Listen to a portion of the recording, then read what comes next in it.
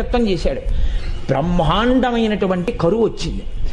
ఆ ఊళ్ళో ఇంకా ఎవరు బతకలేక ఇంకా ఈ ఊరు విడిచిపెట్టి వెళ్ళిపోతున్నామని చెప్పి వెళ్ళిపోయారు. ఆ వెళ్ళిపోయేటప్పుడు ఒక గమ్మత్తు ఉంటుంది. చాలా తేలికైనవి, అమ్ముకుంటే అన్నం దొరికేవి ఉంటాయో పట్టుకెడతారు, బరువైనవి వదిలిపెట్టేస్తారు. మళ్ళీ మంచి రోజులు వస్తే మనం వచ్చేటప్పటికి ఉంటాయి, ఇక మంచి రోజులు రాకపోతే ఈ ఊరికి మనకి బాంధవ్యం తీరిపోయిందని వెళ్ళిపోతారు.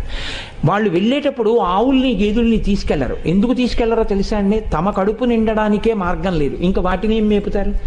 కాబట్టి కరువు వచ్చినప్పుడు ఆవుల్ని గేదెల్ని ఇంకా పోషించలేక ముందు నీరు పోయలేరు, కాబట్టి వాటిని వదిలిపెట్టేసి వెళ్ళిపోతారు. అలా వెళ్ళిపోయారు ఆ ఊళ్ళో వాళ్ళందరూ. ఈ శివాలయంలో అర్చకుడు అన్నారు, నువ్వు కూడా వచ్చేసేయి మాతో అన్నారు. అంటే ఆయన అన్నాడు, నేను వెళ్ళిపోతే శివుడికి అన్నం ఎవరు పెడతారన్నాడు. ఇది భక్తి అంటే. అందరూ వదిలిపెట్టేశారు ఊరు. ఈయన వదిలిపెట్టేయచ్చు, కానీ ఈయన బతకడం కాదు, ఆ గుళ్ళో శివుడు